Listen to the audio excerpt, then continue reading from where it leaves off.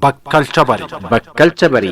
Qophiin kun walta'iinsa Faanaa Broadcasting Corporation fi Yuunivarsiitii Naannoo Oromiyaatiin qophaa'ee torbanitti yeroo kana kan isiniif dhiyaatudha. Qophiin Bakkalcha Barii dhimmoota sochii yuunivarsiitichaatiin wal qabatan irratti xiyyeeffachuudhaan FM'oota Faanaa Sallaa 90.0, Faanaa Shaashamannee 103.4, Faanaa Naqamtee 96.1 fi Faanaa Haramaayaa 94.8 torbanitti guyyaa tokko isiniif tamsa'a. Bakkalcha Barii. Bakkalcha Bari.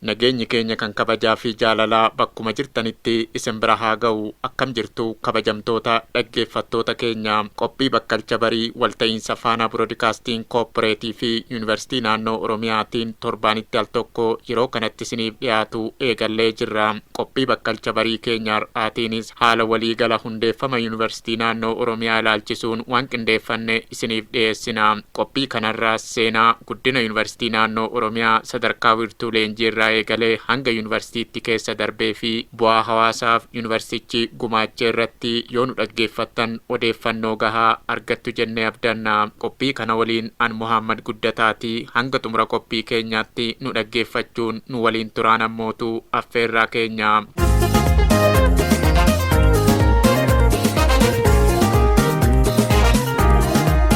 Guddina diinagdee hawaasummaa fi siyaasa biyya tokkoo keessatti ga'ee humna nama baratee dandeettii fi ga'umsa qabu qabaachuu olaanaa ta'uun beekamaadha.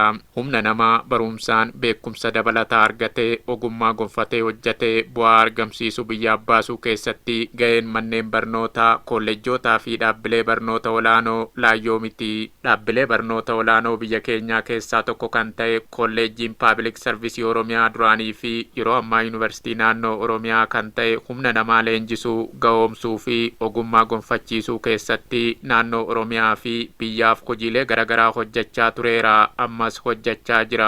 Yuunivarsiitiin Naannoo Oromiyaa osoo yuunivarsiitiitti ol hin guddatin dura jalqaba wiirtuu leenjii ta'uun akka eegale dubbatu. Hoggantoonnii fi hojjettoonni yuunivarsiitichaa seenaa hundeeffama isaa irratti yaadanuuf kennan. Dr. Nugusee Taaddasan jedhama. Ammaa fi akaadaamii pirezidantii keessatti itti gaafatamaa waajjira ittaanaa pirezidantii akaadaamiksiiti. Egaa hundeeffamni yuunivarsiitii kanaa jalqaba dhaabbata leenjii ta'eeti yookiin training center jedhamee magaalaa Wolisootti kan hundaa'e. Yeroo sana akkuma beekamu biyya kana keessatti biyyi federaalizimiin turre akka biyyaatti kan bulamaa ture. Gaafa naannootti qoqqoodamu humni barate naannoo kanaa dandeettiin raawwachiisummaa naannoo kanaa baay'ee xiqqaa ture. Kanaaf bara 1988tti magaalaa Wolisootti akka hundaa'u ta'e. Yeroo sana namootuma hojjetaa mootummaa akkasumas hooggansa leenjisaa ture jechuudha. Kaayyoon isaa bal'aan turre. Sana booda bara 1992tti maanajimentii instituutii Oromiyaa jedhamee hundaa'e. Yeroo sana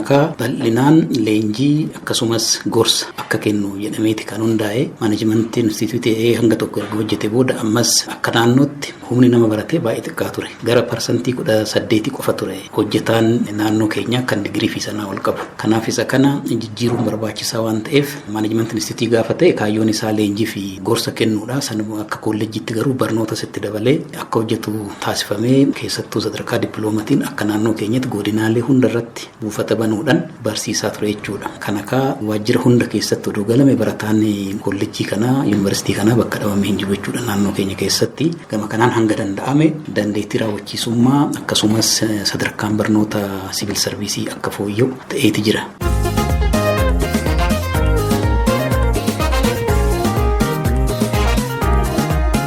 Maqaan kiyya Fayyisoo Gammachuuti. Gahee hojii kiyyaa Daayirektara hooggansa qabeenya namaa yuunivarsiitiiti. Yuunivarsiitiitti ol guddachuun dura bara 1989 irraa kaaseeti hojiiwwan leenjii hooggansaa kennaa turee jira. Yeroo san manneen hojii mootummaa naannoo Oromiyaa jala jiraniif hojjetaa yookiin palbi sarvaantii ga'oomsuudhaaf hooggansa hojii irratti leenjiin babal'aan kennamaa ture jechuudha. Bara 1989 hanga bara 1997 Management Institute Oromiyaa jedhameeti dambiidhaan dhaabateeti kan tajaajila kennaa ture jechuudha.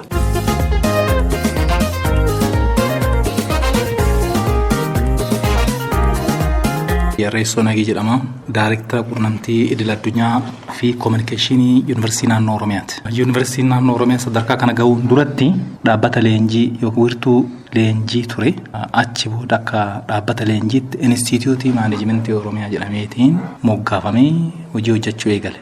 Jalqaba mootummaa ce'umsaa yeroo turetti humna gaggeessummaa yeroo sana turetti dandeettiin gaggeessummaa sadarkaa barbaadamu kan hin turre waan ta'eef humna gaggeessummaa yoo xiqqaateetiin jedhee leenjii yeroo gabaabaatiin kapaasiteet gochuun barbaachisaadha kan jedhu irratti mootummaan yaada qabuuf akka wiirtuu leenjiitti akka hojii jalqabu taasise. Bara 1992tti dambii yookaan labsii lakkoofsa 33 muraa 92 Inistituutii Maanajimentii Oromiyaa jedheetiin hundeesse jechuudha. Foormaalii akka orgaanaayizeeshinii yookaan dhaabbata leenjii kennee tokkotti foormaalii akka hundeeffamu taasifame qaama mootummaa paablik sarvaant warra uummata tajaajilan paablik sarvaantii kapaasiteet gochuu irratti leenjii yeroo gabaabaatiin giddugaleessaatiin humna gaggeessummaa hojii cimsuu irratti bal'inaan hojjetaa turee jira.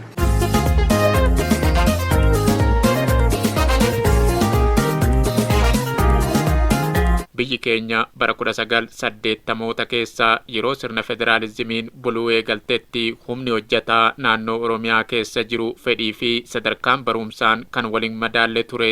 Yeroo sanatti hanqina humna namaa sadarkaa barumsaan barbaadamu guutuuf akka naannoottis ta'e akka biyyaatti fedhiin jiru olaanaa ta'uu hordofees wiirtuun kun gara kolleejjiitti bara 1997 irraa kaasee gara kolleejjii Paabilik Sarvisii Oromiyaatti guddate. Tashfamee Qaanqusee Qaabatoo jedhama. Yuunivarsiitii kana keessatti barsiisaadha. Barsiisaa dipaartimentii akkaawuntingiiti. Bu'aan qabeensummaan isaa hubatamee mootummaa naannoo Oromiyaatiin bifa kolleejjiitiin bara 1997tti akka hundeeffamu ta'e yeroo sanitti Public Service College of Oromiyaa jedhamee yoo gabaabbatu maqaan PISCO jedhamee gara hojjetoota mootummaatitti xiyyeeffateeti isaaniif humna capacity building jedhamu humna isaanii cimsuu irratti dipaartimentii adda addaa uumee bifa saniin barsiisaa ture.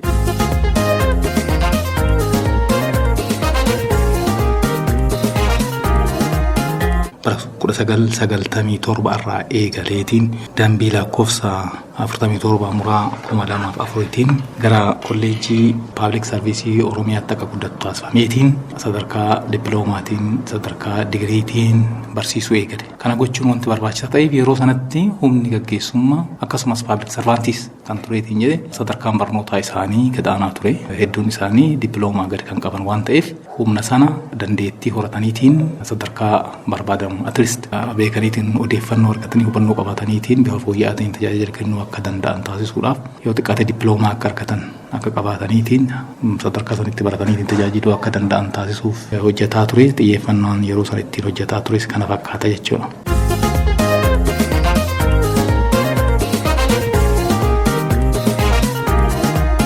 Gara kolleejjii Paabilik Sarvisii Oromiyaatti ol guddateeti hojii baruuf barsiisuu barnoota dippiloomaa yookiin leevil irraa kaaseeti hanga digirii jalqabaatti kennaa ture jechuudha. Yeroo gara kolleejiitti ol guddatu ergamni isaa dandeettii raawwachiisummaa hojjetoota mootummaa yookiin Paabilik Sarvisii manneen hojii mootummaa naannoo Oromiyaa gahoomsuudha gama leenjii barnoota qorannoof qo'annoodhaan tajaajila hawaasummaadhaan hojiiwwan kana raawwachuudha.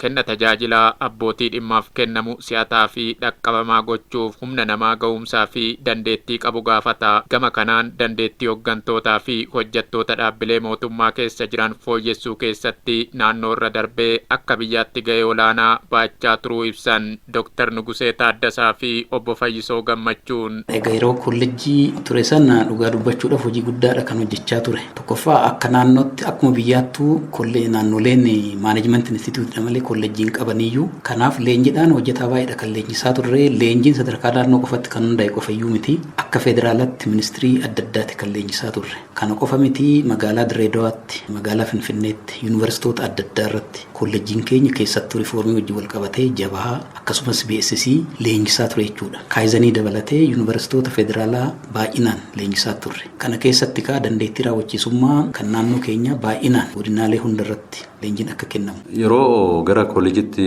ol guddatu qorannootu gaggeeffame akka guutuu Oromiyaatti humni namaa barate sadarkaa maalirra jira raawwiin seektoroota mootummaa sadarkaa maalirra jira fedhiin uummataa fedhiin mootummaa maalinni kan jedhu kun akka qorannoon gaggeeffamu ta'eeti qorannoon kun yeroo san maal agarsiisee public servantiin manneen hojii mootummaa naannoo Oromiyaa keessattuu jiran sadarkaa barumsaatiin baay'ee gadaanaa kan ture raawwiin hojii illee hanqaa kan ture ta'uu qorannoon kun waan agarsiiseef marsaa jalqabaatiin deeggarsa mootummaa gamtoomanirra argame barattoota barnoota digirii jalqabaatiin godinaalee Oromiyaa 18 irratti barumsa fagoon akkasumas galgalaan jalqabuudhaan hojii baruuf barsiisuu Oromiyaa guutuu keessatti eegalee jechuudha. Kanarraa kan ka'e barnoota kenneen piroofaayiliin hojjetaa mootummaa naannoo Oromiyaa akka jijjiiramu taasisee jira. Carrama kanaan illee dandeettii raawwachiisummaa public servantii gahomsuu danda'ee jira. Kanatti aaneeti rakkoowwan hawaasummaa diinagdee naannoo keessatti jiru qorannoodhaan adda baasuun barbaachisaa waan ta'eef damee tokko kan hojii riifoormii qorannoof tajaajila hawaasummaa irratti hojjetu gurmeessuudhaan caasaa isaa keessatti hojiin qorannoof waannoo eegalee jechuudha. Hojiiwwan gorsaa manneen hojii mootummaa miti mootummaa dhaabbilee misoomaa keessatti babal'inaan kennamaa turee jira. Walitti aansuudhaan bu'aa qorannoo kanammoo seektoroota mootummaa naannoo Oromiyaa waggaadhaan simpooziyemii qopheessuudhaan sadarkaan kolleejii osoo jiru dhiyeessaa turee jira jechuudha. Kanaafuu bu'aa sanirraa ka'uudhaan seektoroonni mootummaa galtee tarsiimoo isaanii godhataniiti riifoormii manneen hojii keessatti akka gaggeessan taasifamee jira. Keessaayyuu bara 1999 kaasee hanga 2002 naannoo Oromiyaa keessatti riifoormiin seektara public service yeroo gaggeeffamu olaanaadhaan kolleejiin public service Oromiyaa garee teeknikaa naannoo ta'uudhaan lafa qabsiisuudhaaf riifoormii kana hojii guddaa hojjetee jira. Kanarraa kan ka'e kenni tajaajilaa manneen hojii mootummaa naannoo Oromiyaa keessatti public servantootaan kennamu fooyya'aa kan dhufe ta'uu.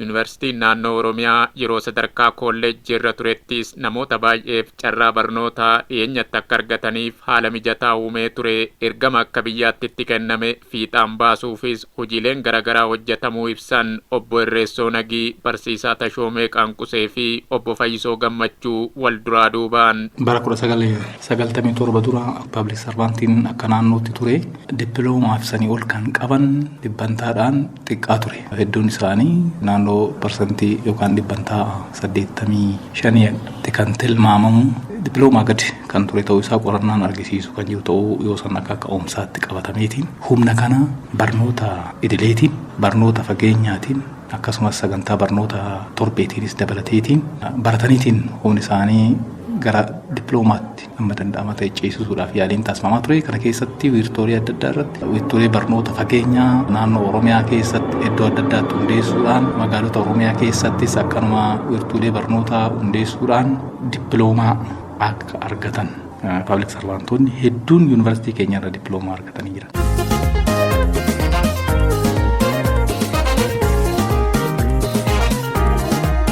sadarkaa yeroo sanitti gara kolleejitti yoo dhufnu namoonni muuxannoo isaaniitiin hedduu ol ka'aa ta'anii sadarkaa barumsaa waan hin qabneef hojii mindaa isaanii kennamu olitti tajaajilaa turan. Mindaan kennamuuf gadaanaa ta'e tajaajilli isaan kennan garuu kachi olitti kan ture. Yeroo kanatti isaanis fayyadamaa taasisuuf waa'ee hojjetaan tokko hojjetee waa'ee fuuruu fi san argachuu qaba waan ta'eef gaafa san hojiinis hojjetame sun sirnaan bakka barbaadamu san ga'uu danda'a waan ta'eef isaanii fi tajaajila gama tokkootiin kennaati akka isaan sadarkaa isaa fooyyeffatanii waan fuuruu isaa argatan isaan taasisuuf irratti gahee guddaa bahe. Hojjetaan yeroo san ture haalli ilaalchi isaa haalli hojii inni ittiin raawwatu qixa eegamu sanii gadi waan ta'eef sirna barnoomsaa kaarikulamii barnoomsa dipaartimentii adda addaatiin bocamee bakka naannoo uummanni itti rakkatu irratti xiyyeeffannee yeroo sanitti tajaajila barumsaa kennaa waan turreef uummatichaa hanga tokko rakkoo uummataa furuu keessatti gahee guddaa taphateera kan jedhu amantaa qaba. Kana wajjinis wal qabatee wanti nu kenninu hundumtuu tajaajilli mana yuunivarsiitii kanarraa kennamu yookaan sadarkaa kolleejiittis yeroo san kennamaa ture riifoormid karaa ta'een waan ta'eef riifoormid jechuun karaa bifa fooyya'een haala xiyyeeffannoo yeroo barbaadu irratti hundaa'ee akka uummanni barbaadutti tajaajila kennuu akka inni danda'u waan ta'eef gama kanaan hidhannoo inni qabu baay'ee cimaadha. Bu'aan argames ol ka'aadha guddaadha kan jedhuun gara yuunivarsiitiitti wanti guddates sababa akkasiitiin jechuudha.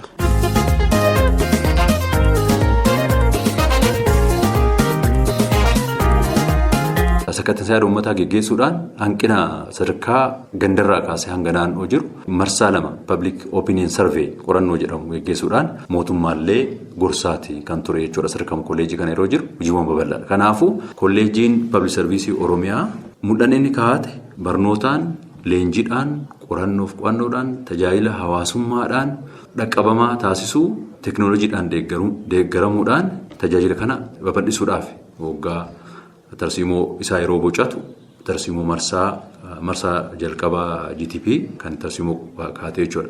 Ergamni isaa kolleejii yeroo jiru kaa'ate san galmaan ga'uudhaaf Oromiyaa keessatti barnootaan barattoota yeroo ammaa almost 50,000 ol ta'u leenjisee diploomarraa kaasee hanga digirii lammaffaatti eebbisiisee jira.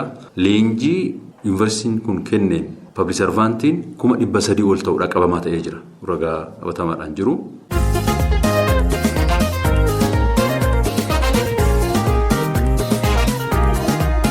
Kabajamtoota dhaggeeffattoota keenya qophiin bakkalcha barii keenyaa kanumaan goolabamee jira. Kutaa lammaffaa qophii kana torbaan qabannee dhiyaanna.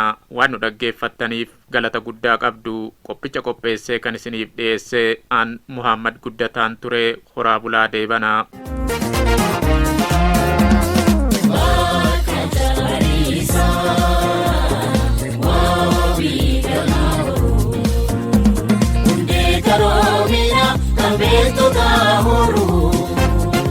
Bakkalcha barii. Qophiin kun walta'iinsa Faanaa Broadcasting Corporation fi Yuunivarsiitii naannoo Oromiyaatiin qophaa'ee torbanitti yeroo kana kan isiniif dhiyaatudha.